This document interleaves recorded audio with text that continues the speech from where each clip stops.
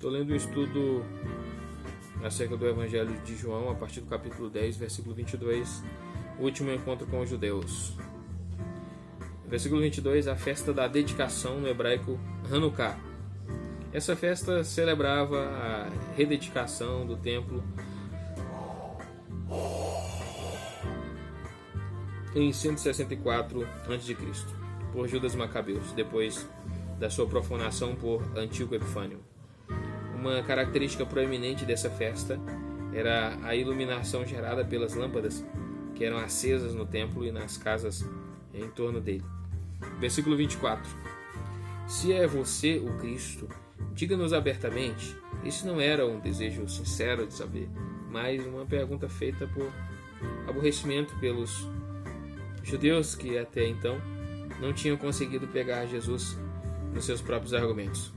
Mas Jesus não pode lhes dizer abertamente, pois com seus pontos de vista errados, tanto em um sim quanto não, teriam sido interpretados incorretamente. Ou ele precisa mostrar sinais messiânicos de acordo com as Escrituras, ou então precisa se tornar o tipo de Messias que eles querem. Versículo 26. Vocês não creem porque não são minhas ovelhas. As ovelhas reconhecem o seu pastor naquilo que faz. Mas o simples fato de que esses judeus fizeram essa pergunta os coloca total e verdadeiramente fora do rebanho de Deus. Versículo 27. Aliás, o segui-lo por parte das ovelhas e o conhecê-las por parte do pastor são mútuos. Versículo 30. Eu e o Pai somos um, no grego em. O gênero neutro descarta qualquer ideia de que isso signifique uma pessoa. Isso não é um comentário acerca da Trindade. Antes, tendo falado da segurança das ovelhas, tanto nele quanto no Pai, Jesus ressalta o que ele disse, ao indicar que na ação, o Pai e ele podem ser considerados uma única entidade, pois suas vontades são uma só. Versículo 33, blasfêmia, ou a tradição legal judaica, fundamentada na Mishnah e em outros textos rabínicos, declarava como blasfêmia qualquer afirmação em que um homem pronunciasse o nome inefável, mas a acusação deles é uma consequência trágica da sua cegueira. Jesus é de fato tanto homem quanto Deus. Versículo 34. Não está escrito, eu disse vocês são deuses? Essa resposta com seu apelo a Salmos 82:6 é um argumento tipicamente rabínico. Parece sugerir, eu lhes dei a verdade de forma alegórica. Vocês não conseguem aceitar isso. Muito bem, agora vou ao encontro de vocês com um tipo de argumento de que vocês gostam. Marcos 12:35. O Salmo é uma referência aos juízes de Israel, às vezes chamados príncipes, que, embora falhassem, eram chamados deuses, porque administravam a justiça como parte de sua comissão divina. Como então eles podem acusar Jesus de blasfêmia, se ele foi evidentemente enviado por Deus? Versículo 38. O Pai está em mim e eu no Pai. Essas palavras vão ocorrer mais uma vez na grande oração do Senhor, confira 17:21, e vão ser discutidas aí. Versículo 40. Jesus retorna ao lugar em que começou seu ministério. As associações com João Batista são fortes aqui, como sugere Temple. Jesus pode ter lembrado novamente toda a história do seu surgimento. Em público, João de fato falou a verdade. Isso é evidente. E com base nessa evidência, muitos creem nele. Versículo 42. 6. A ressurreição de Lázaro e suas consequências. 11:1-57. A autorrevelação feita por Jesus anteriormente, confira 5:18, tinha incitado os judeus ao ódio assassino, mas Jesus tinha acrescentado a isso a afirmação de que dele era o poder do conceder vida, confira 5:21. A história subsequente mostra como a demonstração desse poder levou os judeus à sua determinação final de matá-lo. O sinal tem uma série de contrapartidas nos sinóticos. Confira Marcos 5, 21 a 43 e Lucas 7, do 11 ao 16, paralelos. Versículo 1, Lázaro de Betânia, o lugar ficava perto de Jerusalém, confira versículo 18, é cuidadosamente distinguido de Betânia na Transjordânia, confira o 28, onde muito provavelmente Jesus estava quando recebeu a notícia da enfermidade de Lázaro. Versículo 2, Maria, que derramava perfume sobre o Senhor. Essa identificação precede um incidente registrado posteriormente, confira 12, do 1 ao 8. Não há um bom motivo, a parte da semelhança verbal, para identificá-la com a mulher de Lucas 7, 36 a 50. Versículo 4. Essa doença é para a glória de Deus. Imediatamente Jesus sugere que pretende fazer algo, como também indica que sabe quando Lázaro está próximo da morte. E João nos assegura de que Jesus amava a família. Versículo 5. Versículo 6. Ficou mais 2 dias onde estava. Jesus agiu em concordância perfeita com o plano divino, de tal forma que nem mesmo seu amor pelas irmãs de Lázaro o fez ir a Betânia um momento antes. Aliás, o mensageiro deve ter alcançado Jesus em torno da hora em que Lázaro morreu. Jesus esperou porque sabia que era melhor, embora soubesse que isso tornaria a aflição das irmãs maior ainda. Suas lágrimas de compaixão, confira versículo 35, eram perfeitamente naturais. Também não se pode dizer que Jesus esperou para realizar um milagre ainda maior e assim evocou maior admiração dos espectadores ao apresentar a restauração do fôlego do corpo. O milagre maior da restauração do corpo já é uma decomposição. Versículo 19. Isso não se harmoniza com tudo que sabemos a seu respeito. As horas extras de aflição foram mais do que compensadas para as irmãs, e quem pode medir o efeito sobre o próprio Lázaro? Versículo 9. O dia não tem 12 horas? Enquanto tiver tempo para trabalhar, Jesus está seguro de que nenhum mal vai cair sobre ele. Ora, aqui não é usado no sentido técnico joanino. Versículo 11. Lázaro adormeceu. O conhecimento que Jesus tinha das circunstâncias é claramente sobrenatural, mas para ele a morte física é como o sono. Marcos 5,39. E ele vai despertar Lázaro novamente. O sono se tornou a metáfora predileta para denotar o estado de morte em que os primeiros cristãos esperavam a parousia. Atos 7,60, 1 Tessalonicenses 4,13, 1 Coríntios 15,20, et alia. Versículo 15. Estou contente por não ter estado lá. Aqui está a compaixão perfeita do Senhor. Ele sabe que uma fé maior vai ser despertada tanto nas irmãs quanto nos discípulos, do que se ele tivesse estado lá para evitar que Lázaro morresse. Contudo, o desejo de confortar as irmãs está próximo do coração de Jesus. Ele diz: vamos até ele. Versículo 16. Tomé é uma das personagens mais coerentes do Novo Testamento. Embora só seja mencionado pelo nome 4 vezes em João 14:5, 24 e 21.2, é retratado muito claramente. Ele pede por fatos brutos e simples, e por impalatáveis que sejam, vai aceitá-los, pois é leal àquilo em que crê. Versículo 25. Eu sou a ressurreição e a vida. Marta não consegue pensar muito além da crença tradicional acerca da ressurreição, ensinada pelos fariseus e de fato endossada até onde ia pelo próprio Senhor. Confira 5, 28 e 29, 6, 39, 40, 44 e 54. Mas Jesus mostra que nele a esperança escatológica se torna atual e presente.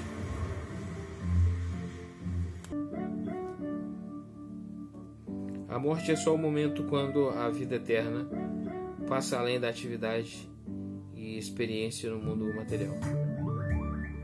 A vida que Jesus oferece é imortal. Assim, em resposta a essa revelação, Marta amontoa todos os termos messiânicos que ela consegue reunir para expressar sua fé em Cristo.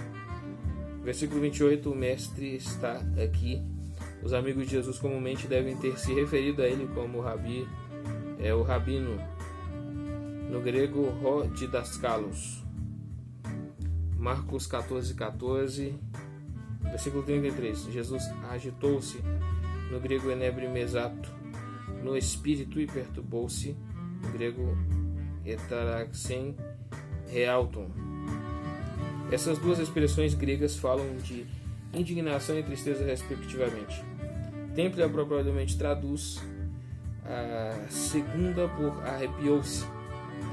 Está certo que Jesus ficou aflito e triste por Lázaro, seu amigo tão próximo, mas a cena dos pranteadores profissionais talvez explique a primeira expressão.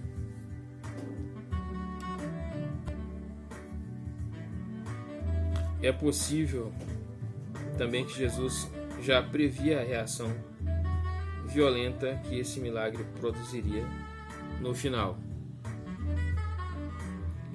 Enebrimezato também ocorre nos sinóticos, Mateus 9:30 e Marcos 1:43, e provavelmente sugere ali a energia física e espiritual empregadas na operação dos milagres. Versículo 35, Jesus chorou, no grego edakrisen. O choro dos judeus não era como o lamento organizado barulhento do Oriente. Jesus derramou lágrimas, Jesus geme novamente quando pondera o grande encontro com o inimigo dos homens. A morte, versículo 40. O inimigo dos homens, né? A morte. Versículo 40. Não lhe falei que veria, no grego opsei, a glória de Deus? Talvez a intenção era que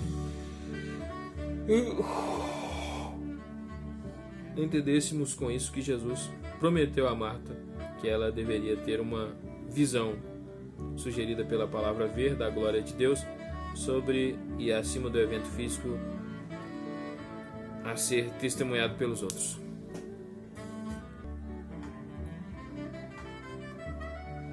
Acerca de opsei, como usado por João nesse sentido, confira 1:51, versículo 41. Assim, quando a pedra é removida, Jesus encara o desafio de todos os desafios até aqui no seu ministério, mas ele o enfrenta com oração, feita além do mais para ajudar os outros, para que vejam o que ele está fazendo em comunhão com o Pai. Versículo 43, Lázaro vem para fora. Outros podem compartilhar desse momento crítico. Eles removem a pedra, mas somente Jesus pode trazer o morto para fora. Eles o desvencilham das faixas e panos do túmulo, mas somente Jesus concede a vida a ele. Os fatos espantosos são registrados em rápida sucessão.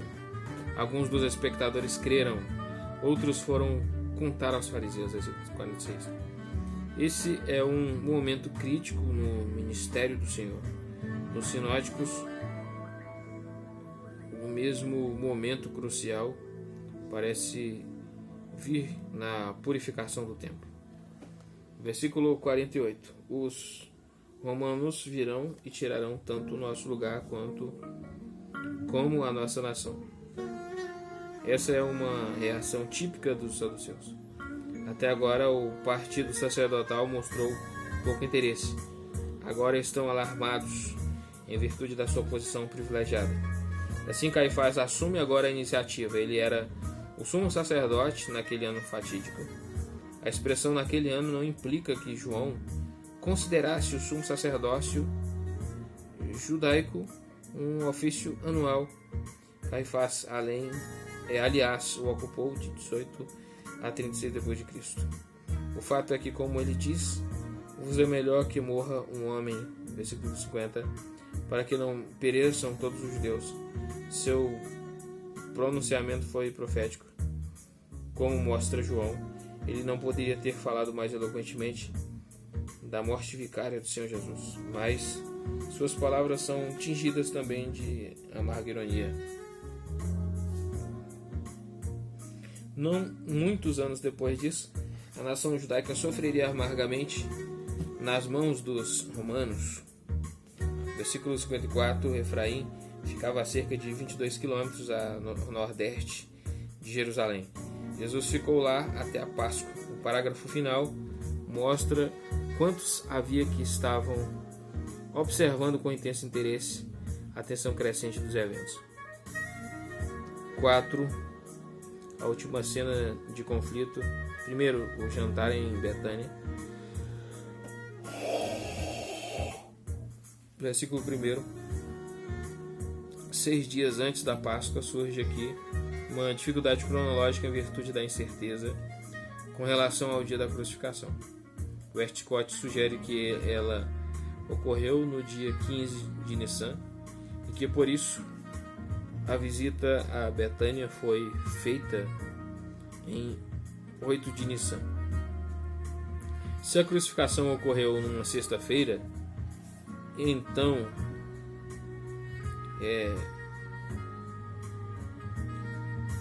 essa visita foi feita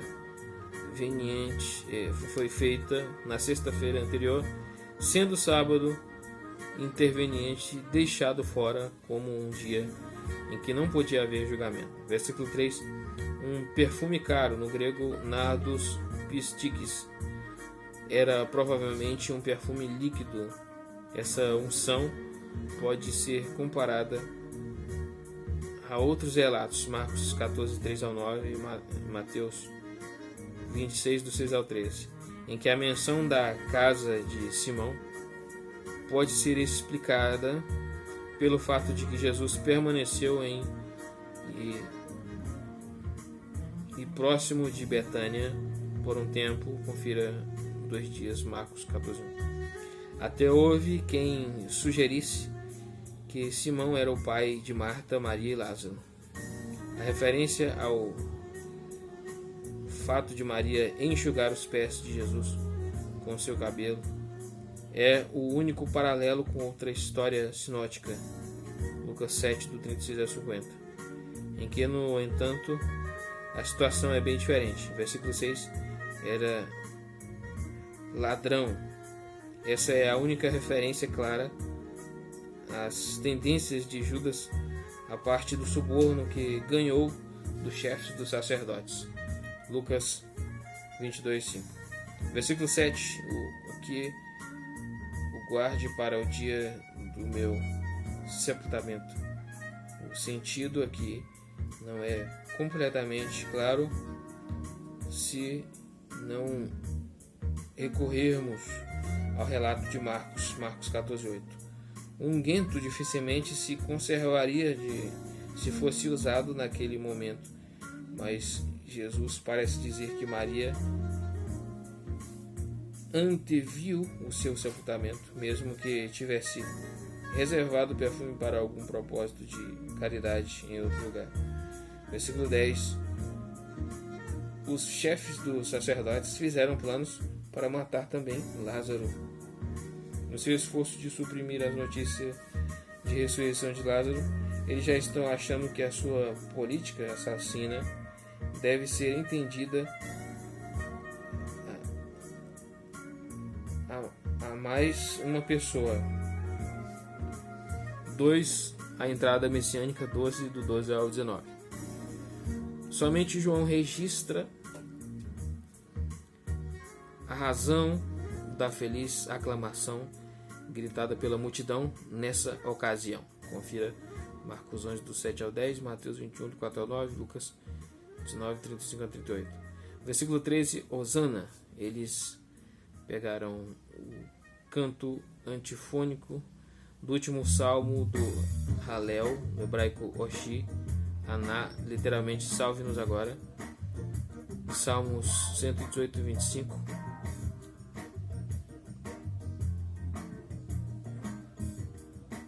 A nação de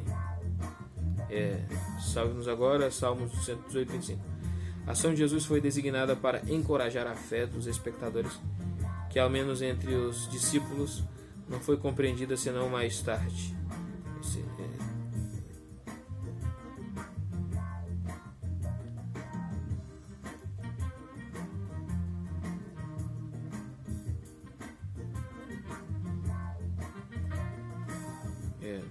Compreendida senão mais tarde. Versículo 16, como um cumprimento das escrituras, Zacarias 9:9. O ato tinha o propósito de ser um sinal de paz. Zacarias prossegue e diz, Zacarias 9:10.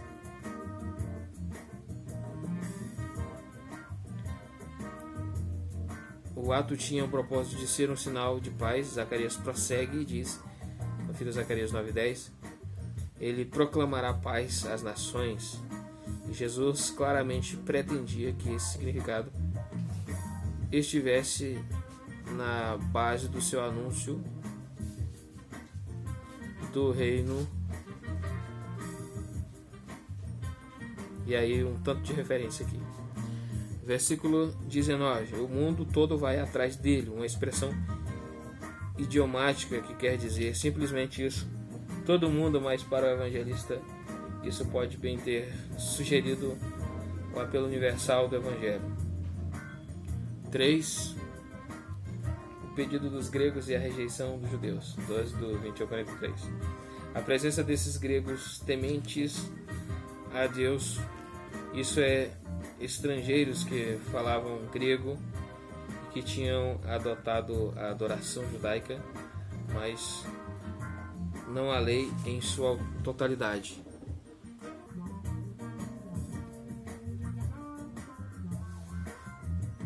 É mencionada somente por João. O discurso, porém, que segue parece fazer eco a uma série de trechos sinóticos, Marcos 4, 1 ao 9. Eles podem ter vindo a Filipe atraídos pelo seu nome, a possível hesitação de Filipe sugerida pelo fato de ele consultar André antes de ambos contarem a Jesus a respeito dos visitantes. Provavelmente pode ser explicada pela lembrança de palavras anteriores de Jesus acerca dos gentios. Mateus 10, 15 e 24. Versículo 23. Chegou a hora. Jesus vê que os eventos agora apontam diretamente para a Páscoa que se aproxima. Mas ele vai ser glorificado como o homem celestial, assim como sua encarnação expressou sua humilhação. Versículo 24. Se o grão de trigo não cair na terra, e morrer. A parábola sinótica da semente retrata o reino em João, o reino, né, e vai dar as referências Marcos 4, 1 ao 20, Mateus 3, 1 ao 9, Lucas 8, 4 ao 15. Em João, uma metáfora semelhante é usada para denotar o reino. Ele ensina que o que se torna verdadeiro acerca de si mesmo é um princípio presente em toda a natureza. Confira Paulo em 1 Coríntios 15, 36. Versículo 25. Aquele que ama a sua vida a perderá. O dito acerca da vida por meio da morte é passível de aplicação geral. E Jesus aqui o aplica aos seus seguidores. Marcos 8,35. Nos seus sofrimentos com ele,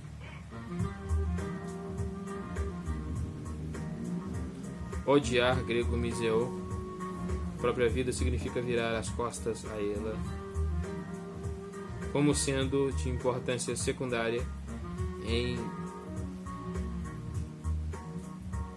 em comparação com a causa que interessa mais. Versículo 26.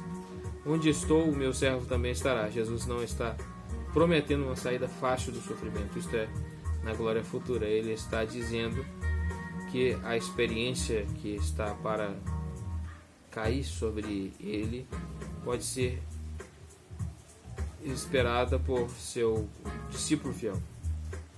Mas, assim como esse servo pode esperar compartilhar os sofrimentos de Cristo, também de fato pode esperar entrar na glória com ele.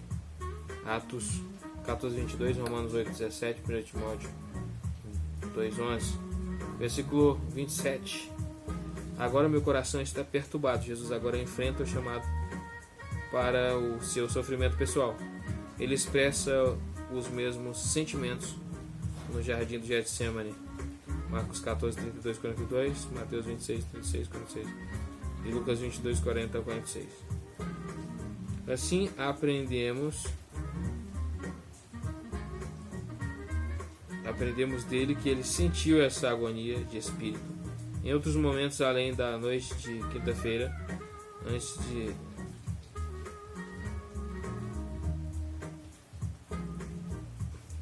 vai falar, ele expressa os meus sentimentos, a gente já dissemos, vai dar as referências, Mateus 14:32, Mateus 26:36, Lucas 22:40.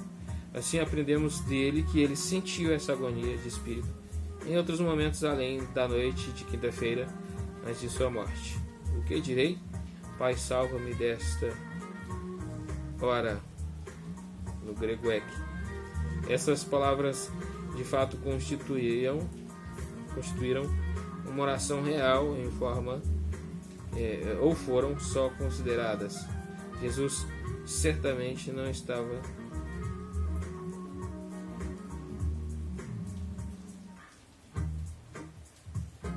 Jesus certamente não estava pensando em fugir da cruz. A preposição ek, no sentido de, sugere que ele se confiou às mãos do Pai enquanto a morte estava se aproximando. De qualquer forma, está claro, versículo 28, que ele chegou até esse momento para a glória do Pai. Versículo 30, esta voz veio por causa de vocês, mas o som foi ininteligível para alguns e mal interpretado por outros. Jesus tinha glorificado o seu nome em uma vez, confira 11:40, e agora, na paixão, ele o glorificaria novamente. Versículo 31, chegou a hora de ser julgado este mundo. O mundo está julgado da perspectiva da cruz, tanto por sua responsabilidade por crucificar o príncipe da vida, quanto pelo fato de que o seu momento de vitória vai se tornar, por meio da ressurreição, o momento de sua completa derrota.